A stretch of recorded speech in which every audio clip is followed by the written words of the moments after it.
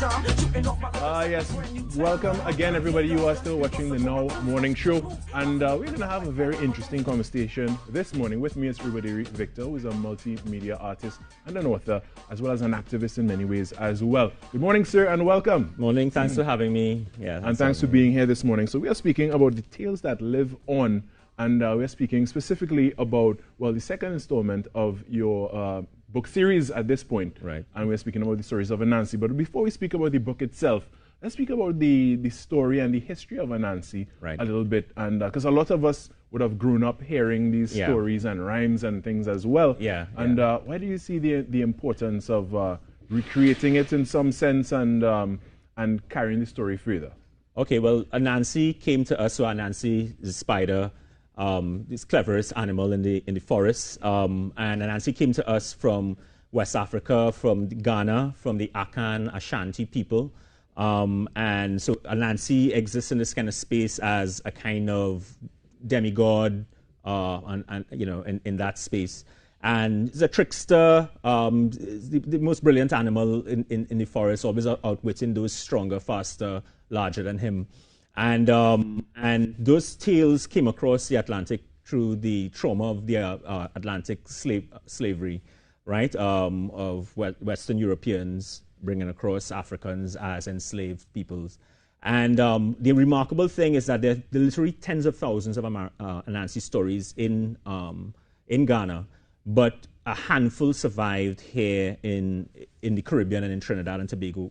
And it is the ones that survive that are important, because you can see the ancestors saying the lessons in this, remember this. You can see them, you know, holding their children to survive plantation slavery, to survive the genocide, to survive those things. They required particular kinds of magic strategies, those kinds of things. And you could see them when I went to all the archives and all the libraries looking at what were the ones that survived, reading every single one, listening to every single one. You can see the ones that survive had codes inside of them of strategies of how to survive this place. Right. And so Anansi, supremely important. I mean, to survive that entire crossing, the kind of obliteration of culture that happened on the plantation and all those things, and survive until this day, is something special. And so I think embodied in Anansi is that survival instinct, the infinity of possibilities in terms of storytelling and creativity and improvisational survival and those kinds of things embodied in the character of Anansi. So I gravitated to it for all those reasons, but especially because Errol Jones, the great late actor, one of the greatest actors in the Caribbean and the African diaspora from Trinidad Theatre Workshop, had a series of radio shows on government broadcasting unit. And as a child of about 6, it was so magical. He used to do all the voices himself. I learned to use the radio and how a radio works and what time shows happens, and that just to be able to play that. So every Saturday I would figure out how the radio works and then curl up by the speaker to listen to Errol tell these tales in his voice, all the stories, and his voice is still the voice of Anansi in my head to this day. Right. And, you know, you are touching on something that touches a lot of people in a special way, because there's something from their childhood and the way in which these tales would be told, those that would be something acceptable for a child to listen to. But as you touched on earlier, there were coded messages, per se, and even metaphors in it for things that were a little more grim.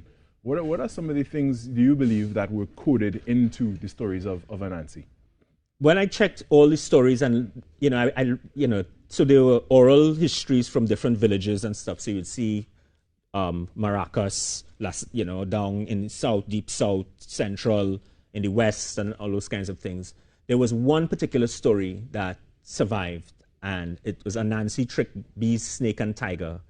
And this is where Anansi wins the power to tell the stories for all time, for all humanity. And he has to defeat these 3 great animals. And each one, they're faster, stronger, larger, more numerous than him.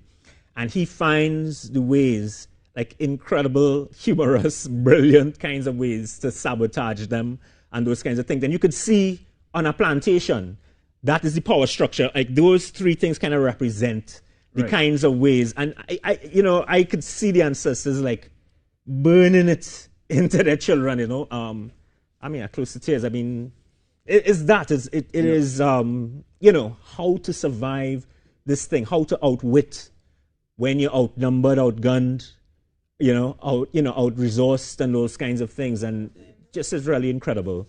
And so Anansi embodies that possibility for me. And so and the tales live on. And you have 2 installments of the book. So tell us about your new book. Right. So I decided to do these 2 books, this series called The New Adventures of Anansi. And they're going to be 21 books in all. 7 books on Anansi's grandmother's adventure as a young spider. 7 books on the adventures of her son, and then 7 books on the adventures of the Anansi that we all know.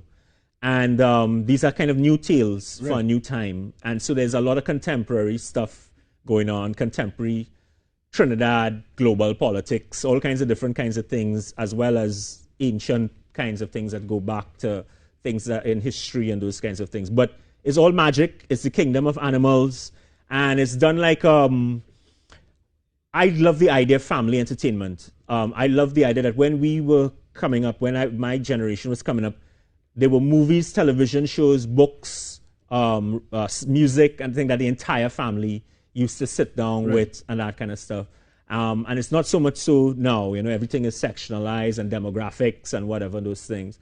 And I wanted to write a series. I like the mode Harry Potter where a child of 6 could read it, but an adult could read it and still, like every generation can get something, a level and a layer inside of it. And so that was how I approached the writing of it. So it's from 6 and up. It's a novel, 6 and up. There are 24 illustrations. And the first one was called Anansi and the 10 Dragons. I have a theater company called the Wyabend Folklore Theater. And we do interactive animation with costumes and sets created by like the great elder master artisans. So we have like fantastic sets and costumes with interactive animation. So it's about ancient forms and contemporary modernity in terms of tech and that kind of stuff. Before we run out of time, where can we get the book? And, how do we get our hands on it? Right. So the book is available at Nigel Can, booksellers nationwide, paper-based in Normandy Hotel. Right. And from me, you could give me a buzz. We deliver 7970949, 7970949. There's a Facebook page, New Adventures of Anansi. So you can check it out there. And Anansi and the Book of Night is a new book. And in it, there's a kind of, it seems like a murder mystery.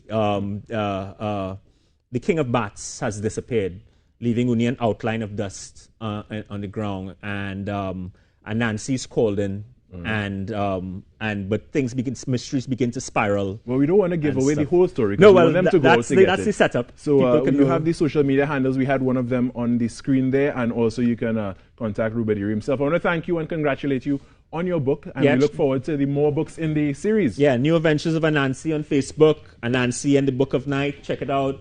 Only $150. All right, wonderful.